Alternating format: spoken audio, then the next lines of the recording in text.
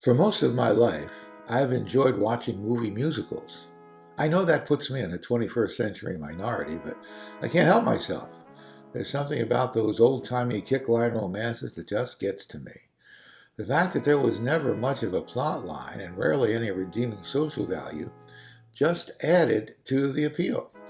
Back in the old days, folks loved that stuff. In fact, during the Great Depression of the 1930s and into the 40s, people who were struggling still managed to dig up the 30 cents for a ticket to see Judy Garland, Mickey Rooney, Dick Powell, Ruby Keeler, or Ginger Rogers sing and dance to the moon and back. Sociologists attribute this to the idea that these films served as a bridge over troubled waters with regards to Mr. Simon. It was an opportunity to forget personal hardships for an hour or two and get lost in the pure diversion. When Royal Wedding was released in 1951, the vintage movie musical was still thriving, but its popularity may have begun to wane. Still, the Fred Astaire, Jane Powell vehicle was a huge hit for MGM Studios. Its premise, a brother and sister dance team, Tom and Ellen Bowen, Astaire and Powell, are about to conclude their hit Broadway show Every Night at 7, when their agent, Keenan Wynn, books them for an extended run in London. The timeline for the British engagement coincides perfectly with the 1947 real-life wedding of Princess Elizabeth and Philip Mountbatten. Because Americans were as obsessed with the royals then as we seem to be still, nuptially fevered London serves as a perfect backdrop for the film. Simply, the plot surrounds the siblings' romantic adventures during and following their transatlantic boat ride. In truth, the plot is quite thin.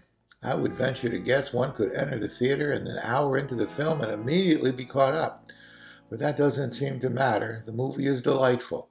The production values are dazzling, especially for its time, with a somewhat early application of Technicolor. Cinematographer Robert Plank brings high energy to the London exteriors and elegant interiors. The costumes by Helen Rose are exquisite, particularly for the women. Astaire, as usual, is stylish in its tuxedos and formal wear, but the dated rehearsal and casual outfits seem distracting at times. The music by Burton Lane and Alan J. Lerner is tuneful and memorable. I find myself humming them afterwards. The ultimate test. The direction by Stanley Donen is, for the most part, on target. He seems to have a solid understanding of how to convince an audience that the essentially fanciful premise of a musical is, in actuality, realistic enough to be acceptable. The Royal Wedding works primarily and chiefly because of the performances. It is a fine cast that seems totally comfortable in front of the camera. Peter Lawford as Lord Brindale is likable and charming as the Powell love interest. The script doesn't give him much to do, but he does it well. Sarah Churchill plays Anne Ashman, a showgirl to which the Astaire character takes more than a shine. She does well in the supporting role, delivering a credibility that lends itself well to the musical. Sarah Churchill is the daughter of Sir Winston Churchill, the former Prime Minister of England. This was news to me. Fascinating. Albert Sharp, the well-known British character actor, is perfectly cast as Anne's wayward father, Jamie Ashman.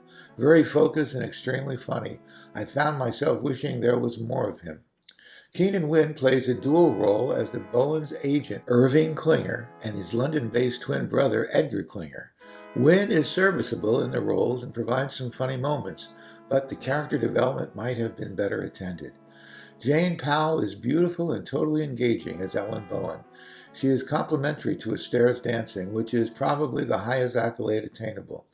Her singing is lovely in my opinion, but I'm pretty certain the operatic soprano would be less than appealing in much of today's culture.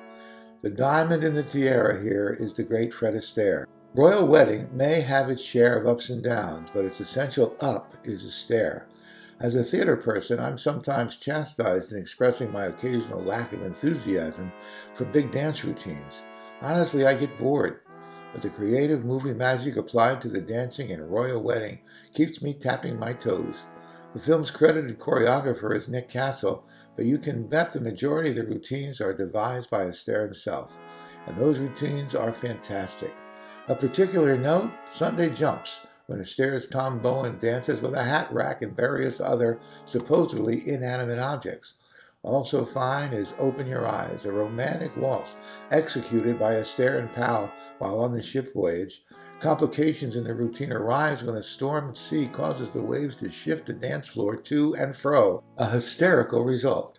And finally, the iconic You're All the World to Me, in which Fred Astaire dances on the walls and ceiling. I've seen clips of this number many times, yet still find it incredibly compelling. Royal Wedding is based loosely on the real-life story of Fred Astaire and his sister Adele. They were in fact a brother and sister dance team. They both enjoyed good success in both vaudeville and on Broadway. But Sister Adele retired from the act in 1932 to marry a British nobleman. Brother Fred headed for Hollywood, and the rest is history. I thoroughly appreciate Royal Wedding. It was made at a time when the musical numbers of a movie had very little to do with advancing the story or developing the characters, but still I found much enjoyment in it and heartily recommend it. It's worth the view for the Astaire performance alone.